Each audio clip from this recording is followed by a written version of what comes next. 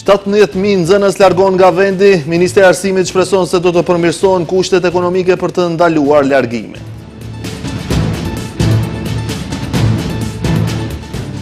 Jepen 19 mirënjohje për sportistët, prej tyre asnjë shqiptar, Mickoski thekson se nuk ka diskriminim etnik.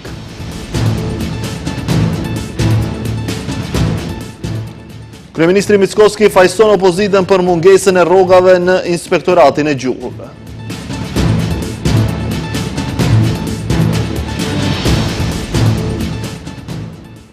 Prokuroria kërkoi burg të përjetshëm për 4 vrasësit e Vanjës dhe Pançës.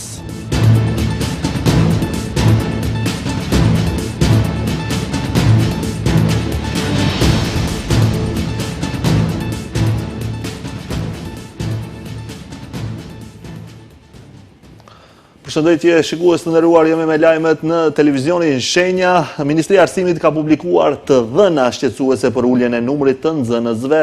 Të paktën 17.000 nxënës më pak numrojnë shkollat fillore dhe të mesme të vendit si pasojë emigrimit të familjeve të tyre jashtë vendit. Gjithashtu 5.000 studentë gjatë viteve të fundit kanë braktisur vendin për të kryer studimet e tyre jashtë vendit. 17.000 nxënës më pak numërojnë shkollat fillore dhe të mesme të vendit, si pasojë emigrimit të familjeve të tyre jashtë vendit, dhe 5.000 studentë gjatë viteve të fundit kanë braktisur vendin për të kryer studimet në vende të zhvilluara, tha sot Ministri i Arsimit dhe Shkencës Vesna Janevska. Ajo thotë se është shqetësues fakti se në 7 vitet e fundit bankave shkollore janë larguar 17.000 nxënës. 17.000 nxënës të shkollave fillore dhe të mesme kanë migruar gjatë 7 viteve të fundit. Më vjen keq që e them këtë, ndërsa numri i përgjithshëm i studentëve që studiojnë jashtë shtetit është rreth 5.000. Informacionet thonë se jo vetëm në fillim të vitit, por edhe brenda vitit ndodhin shpërnguljet e nxënësve. Është një numër shumë i madh i nxënësve. Ne po bëjmë gjithçka për t'i kthyer ata në vend. Janevska tha se nxënësit bashkë me familjet e tyre kanë braktisur vendin për shkak të kushteve të vështira ekonomike. Ajo theksoi se shpreson që nëse do të përmirësohen kushtet ekonomike për një periudhë disa vjeçare, ata do të kthehen në vendlindje.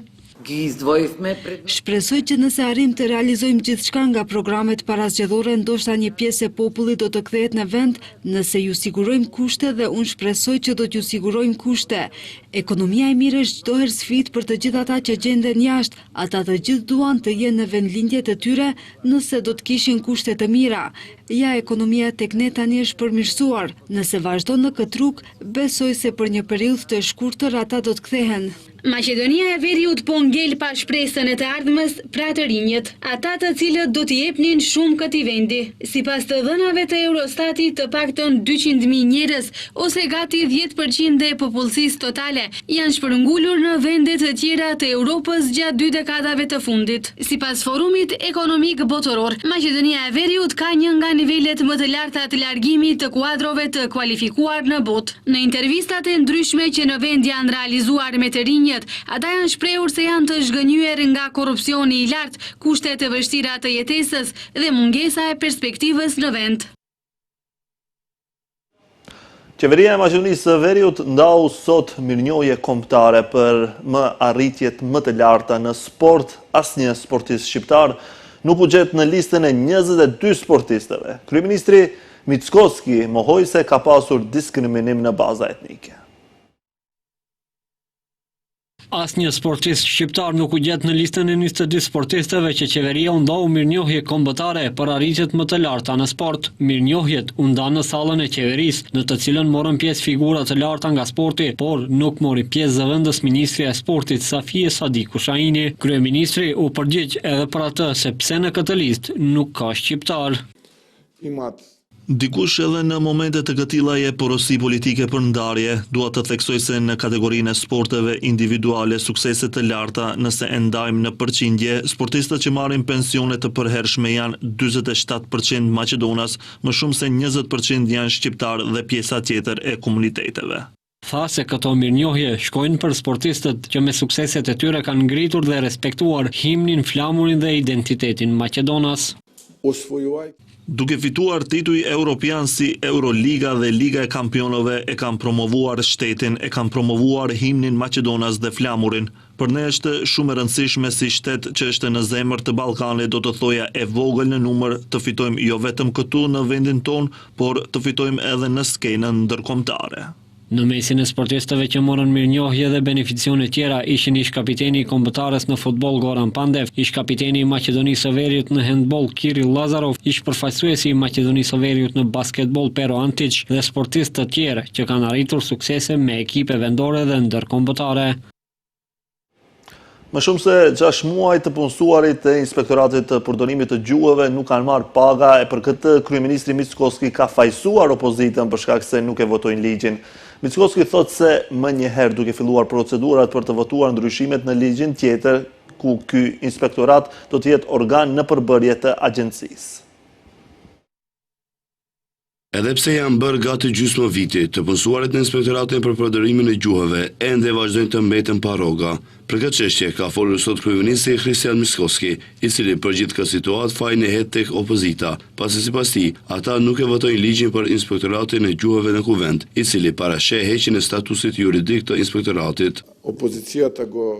Ato që e bën opozita në Kuvend është me të vërtetë pa precedent, sepse këto njerëz 6 muaj nuk mund të marrin rroga. Propozimi ynë është që për ato njerëz në përputhje me ndryshimet e ligjit, të cilin ata e kanë votuar atëherë, ta dorëzojnë në Ministrinë e Drejtësisë që të munden ministri i Drejtësisë të nënshkruajë rroga për 6 muajt e kaluar. Më pas, Mickoski thotë se më njëherë duhet filluar procedura për të votuar ndryshime në ligj tjetër, ku ky inspektorat ai tha se do të jetë organ në përbërje të agjencisë. Agjencia është ajo që krijon politika rreth përdorimit të gjuhës shqipe, ndërsa ky inspektoriat duhet të zbatojë, do të thotë të kontrollojë se nëse ata politika po zbatohen, por në këtë moment është shumë e rëndësishme të gjithë së bashku, pa politizim, të veprojmë, të votojmë këto 2 ligje që të mund njerëzit të marrin rroga. Kujtojmë se të punësuarit në këtë inspektorat nuk kanë marrë paga për gati 6 muaj. Ata madje disa ditë më parë mbajtën edhe një konferencë për media, nga ku thanë se përveç pagave, ata kanë mbetur edhe pasigurim shëndetësor. Kryeministri Mickoski ka bërtëtitur sot se janë duke u shqyrtuar disa mundësi për zgjerimin e koalicionit qeveritar, planat për të cilët ka folur Mickoski mundësojnë sigurimin e shumicës parlamentare dhe shumicën e badenterit për shkak se të cilës për momentin janë bllokuar disa ligje në Kuvend. Po shqyrtohen disa mundësi për zgjerim të qeverisë, kështu deklaroi kryeministri Kristian Mickoski, i cili mes tjerash shtoi se planet që po shqyrtohen do t'i sigurojnë shumicës parlamentare edhe shumicën e badinterit, për shkak të së cilës për momentin janë bllokuar disa ligje në Kuvend. Mickoski tha se për momentin po shqyrtohen më shumë se 2 opsione.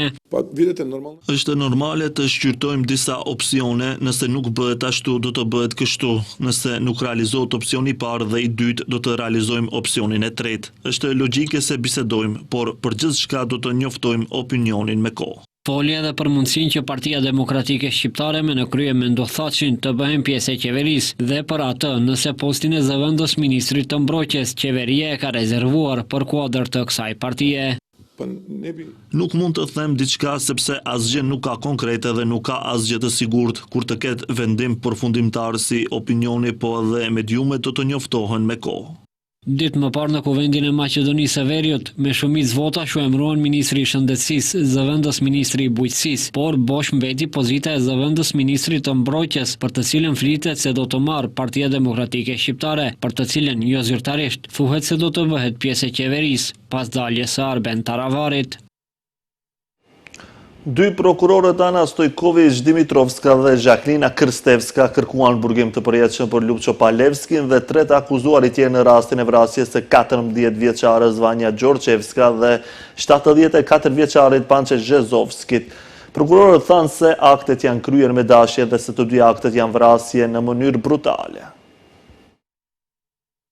Prokurorët Ana Stojković-Dimitrovska dhe Jacquelina Krstevska në argumentet e tyre përfundimtare në gjyqjen e sotëm për vrasjen e 14 vjeçares Vanja Gjorgjevska dhe 74 vjeçarit Panče Zhezovski kërkuan burgim të përjetshëm për Ljupço Palevski Palço, Velibor Manev, Bore Videvski dhe për Vlatko Keshishev. Dimitrovska tha se aktet janë kryer me dashje dhe se të dyja aktet janë vrasje në mënyrë brutale, për të cilat parashikohet dënimi më i rëndë. Aktet u kryen me dashje, me qëllim, viktimat u rrëmbyen në të njëjtën mënyrë, u kërcënuan, u lidhën nga frika.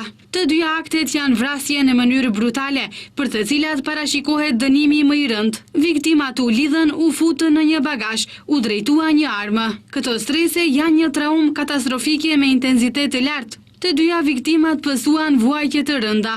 Vetëm fakti që Vanja Gjorgjevska është një fëmijë 14 vjeçar, prokuroria tha se është i mjaftueshëm për një dënim me burgim të përjetshëm. Ndërkaq, lidhur me pyetjet e publikut se pse u vra Vanja, prokuroria tha se nuk është e nevojshme të përcaktohet një motiv për të vërtetuar fajësinë e dikujt, dhe se mungesa e një motivi, që është qëndrimi subjektiv i kriminalit ndaj krimit, nuk është arsye për të dënuar dikë. Po ashtu, prokuroria beson se nuk ka rrethana lehtësuese për të pandehurit, pasi të katër janë të rritur, të gjithë janë prindër dhe disa donin të ishin figura politike, duke i marrë jetën një fëmije, diçka që nuk tolerohet, dhe për këtë arsye ajo kërkoi burgim të përjetshëm për të gjithë. Ndërkaq, prokurorët kërkuan gjithashtu edhe një dënim të përshtatshëm me burg nga gjykata për baban e Vanjës, Aleksandar Gjorgjevskin, për të cilin thanë se nuk pretendonin se kishte qëllim ta vriste fëmijën e tij, por ai ndihmoi në rrëmbim dhe roli i tij ishte tragjik, kështu që i kërkuan gjykatës të shpallte fajtor.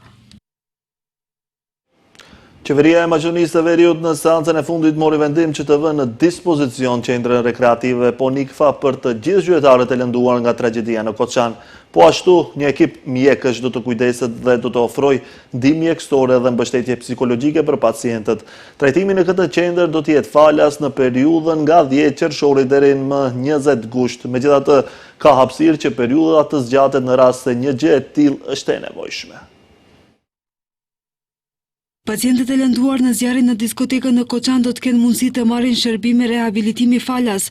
Qeveria në mbledhjen e djeshme angazhoi Ministrinë e Punëve të Brendshme që ta vënë në dispozicion qendrën rekreative Ponikfa për Ministrinë e Shëndetësisë për trajtimin e pacientëve që kanë nevojë për shërbime mjekësore shtesë në periudhën nga 10 qershori deri më 20 gusht. Qendra rekreative ka kapacitet për 27 dhomave dhe 56 tretërve, ndërsa po ashtu do të vjet në dispozicion një ekip mjekësh për t'ju ofruar ndihmë mjekësore dhe mbështetje psikologjike pacientëve. Detyrimin si qeveri të ofrojmë dhe të sigurojmë kujdes të plot shëndetësor nëse ekipet mjekësore dhe punonjësit shëndetësor vlerësojnë se është e nevojshme zgjatja e periudhës kohore për trajtim dhe rehabilitim të pacientëve, qeveria do ta zgjasë vendimin, pacientët nuk do të paguajnë asnjë denar, gjithçka do të mbulohet nga Ministria e Punëve të Brendshme dhe qeveria, të cilët do të sigurojnë akomodim dhe ushqim për pacientët, si dhe ushqim për stafin mjekësor. Nga ana tjetër, iniciativa Mbështetni Koçanin ka siguruar blerjen e grupit të parë të veshjeve kompresive të destinuara për të lënduarit. Nga iniciativa thonë se fondet për blerjen e veshjeve u siguruan plotësisht përmes donacioneve nga qytetarët, kompanitë dhe mbështetësit nga vendi dhe jashtë vendit. Në zjarrin që ndodhi më 16 mars në diskotekën Puls në Koçan, 59 persona humbën jetën në vend ngjarje, ndërsa më vonë ndruan jetë edhe 3 pacientë që ishin në gjendje kritike duke e quar numrin e përgjithshëm të viktimave në 62, ndërkaq u lënduan 196 persona të cilët u trajtuan brenda dhe jashtë vendit. Në vend që shkollat u shpërndajnë nxënësve tekste shkollore të padëmtuara dhe të papërdorshme, duhet të i paraqesin në sistemin elektronik të Ministrisë të Arsimit dhe Shkencës dhe ato të zaventësohen me të reja para fillimit të vitit të ri shkollor, deklaroi Ministri i Arsimit dhe Shkencës Vesna Janevska. Ajo tha se për këtë qëllim janë siguruar mjete buxhetore dhe nuk ka nevojë që të zhgënjehen nxënësit as prindërit e tyre, të cilët me të drejtë reagojnë në ministri se fëmijët e tyre po marrin tekste shkollore pa kopertina dhe faqe të grisura.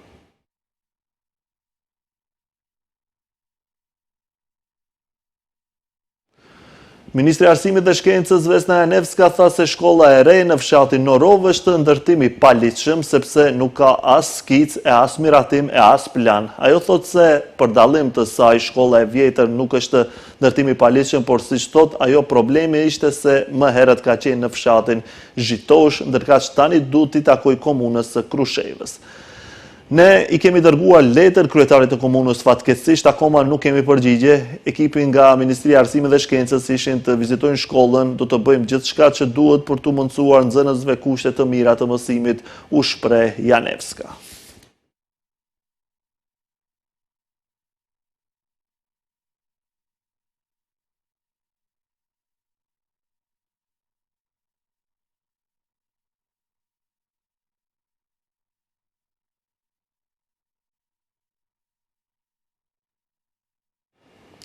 Është hapur zyrtarisht edicioni 25 i Panairit të Librit në Prishtinë, rreth 100 botues janë bashkuar në ambientet e Pallatit të Rinisë dhe Sportit me botimet më të reja. Shtëpia botuese Logos A nga Shkupi merr pjesë me rreth 100 tituj. Kryetari i shoqatës së botuesve të Kosovës, Edon Zeneli, ka thënë se ky panair ka shërbyer gjithnjësi dritarja kryesore e leximit.